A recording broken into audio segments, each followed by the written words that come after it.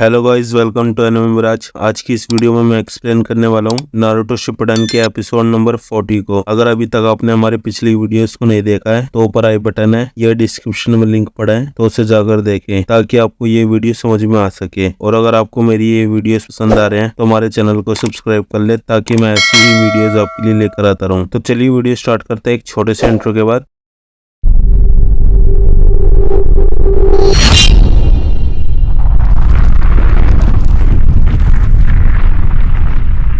Episode की starting में हम देखते हैं नारुतो को जो बहुत गुस्से में था और उसके अंदर से नाइन टेल का चक्कर निकलने लगा है। नारुतो बोलता है हमारे सासुके को वापस लौटा दो। फिर यामाटो देखता है और साकुरा भी देखती है और साई भी देखता है। नारुतो के अंदर से बहुत सारा नाइन टेल का चक्कर निकलने लगता है। काबुटो बोलता है इतनी आसानी से नहीं, सासुके अपनी मर्जी से हमारे पास आया था। तभी साकुरा बोलती है चुप रहो चश्मिश, तुम्हें लोगों की फीलिंग्स के बारे में कुछ नहीं पता है। वहीं ओरोचिमारू बोलता है अगर तुम्हें वाकई सासुके तक पहुंचना है तो तुम्हें से जबरदस्ती सब कुछ उगलवाना पड़ेगा अगर तुम में इतनी दम है तो। ये सुनते ही नारुतो को बहुत गुस्सा आता है और वो तेजी से ओरोचिमारू पर अटैक कर देता है और उसे एक पंच मारता है जिससे वो दूर जाकर गिरता है। उधर साकुरा बोलती है नारुतो ये क्या है। साई सोचता है क्या यही है वो। ये सब यामाटो देख रहे थे और उन्हें याद आता है जब ककाशी बता रहे थे कि नारुतो की टेल निकल आई थी और वो जल्दी नाइन टेल में बदल जाता। वैसे मास्टर जिराया आपने कितनी टेल देखी है। मास्टर जिराया बोलता है ये हादसा मेरी लाइफ में सिर्फ 2 बार आया है, जब सुनाडे ने मेरा ढोल बजा दिए थे और दूसरी बार तब जब नारुतो को मैं ट्रेनिंग दे रहा था और तभी 4 टेल आने पर 9 टेल उसके ऊपर हावी हो गया था और वो तबाही पर उतारू हो गया था। ऐसा लग रहा था कि वो 9 टेल का छोटा रूप है। ककाशी बोलते हैं 4th होकागे की सीलिंग भी उसे नहीं रोक पाई। मास्टर जिराया बोलते हैं मुझे नहीं पता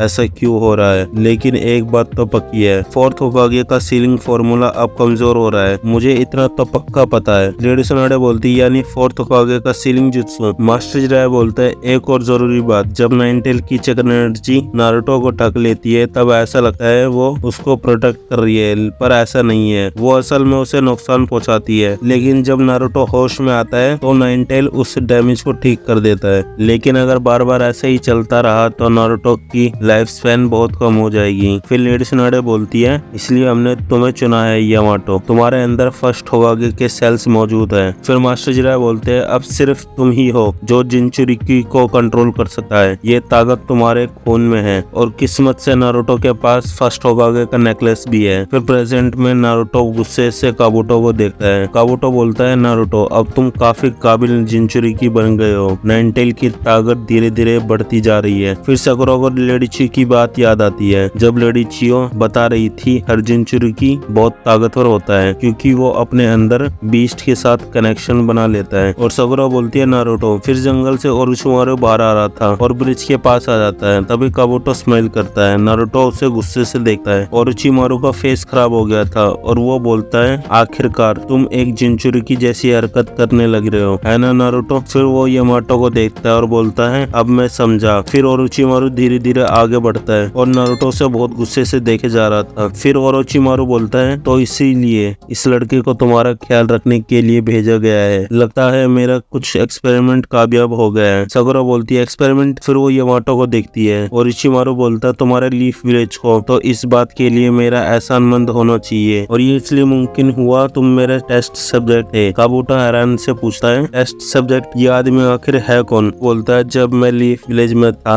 तब मैंने फर्स्ट होकागे की बॉडी से डीएनए को ले लिया और एक एक्सपेरिमेंट किया और 60 टेस्ट सब्जेक्ट के साथ एक्सपेरिमेंट किया था, लेकिन उसमें से कोई भी नहीं बच पाया और सभी खत्म हो गए। और जब मैं उसे बंद करने ही वाला था तभी किसी को मेरे एक और एक्सपेरिमेंट के बारे में पता चल गया और मुझे मजबूरन वहां से भागना पड़ा अपनी उसी लेबोरेटरी को उसी हाल में छोड़कर। मुझे लगा कोई भी टेस्ट सब्जेक्ट नहीं बचा, मुझे नहीं पता था कि कोई जिंदा रह गया था। ये सुनकर साकुरा यामाटो को देखती है और बोलती है तो ये बात है तभी ये वुड स्टाइल कैसे यूज कर पाते हैं, इसलिए इन्हें फर्स्ट होकागे का जुत्सु आता है। फिर साई भी देखता है और बोलता है तो ये है पूरी कहानी। वहीं काबुतो बोलता है ये तो कमाल हो गया, आप अपनी मेहनत का फल खुद देख सकते हैं। और उशिमारू बोलता है ये लड़का बहुत इंटरेस्टिंग है, लेकिन तुम सास्के की फिक्र करो, क्यों ना आज हम नारुतो से उसका मुकाबला कराएं, उसकी ताकत को आजमा कर देखते हैं। काफी टाइम से हम उसे ट्रेनिंग दे रहे हैं। ये सुनते ही नारुतो बोलता है तुम उसके मालिक नहीं हो, और उसका चक्र बढ़ने लगता है। नारुतो बोलता है सास्के पर तुम्हारा कोई हक नहीं है देकर, और उसकी पावर बढ़ने लगती है। और वो गुस्से में बोलता है सास्के के बारे में ऐसी बात मत करो जैसे तुम उसके मालिक हो, समझ गए बेहुदा इंसान। और उसकी पावर से तूफान सा आने लगता है और हवा बहुत तेज चलने लगती है। ये देखकर सभी हैरान हो जाते हैं। यामाटो बोलता है ओ नो। साकुरा बोलती है ये कैसा चक्र एनर्जी है। और साई हवा से पीछे जाने लगता है और बोलता है ये खतरनाक चीज है। काबुतो स्माइल करता है और नारुतो के अंदर से नाइन टेल का चक्र बहुत ज्यादा निकलने लगता है। और उशिमारू नारुतो को देखता है और नारुतो भी उसे देखता है। तभी अचानक और उशिमारू नारुतो के अंदर नाइन टेल के सामने खड़ा होता है। नाइन टेल गुस्से से चिल्लाता है और उशिमारू बाहर आ जाता है। नारुतो तबाही मचाने लगता है, ब्रिज की रेलिंग को तोड़ देता है। और फिर उशिमारू बोलता है ये हुई ना बात, और नारुतो एक गड्ढा सा कर देता है ब्रिज पर। ये देखकर यामाटो बोलता है इसमें कोई शक नहीं, ये नाइन टेल का कवच है, थ्री टेल्स।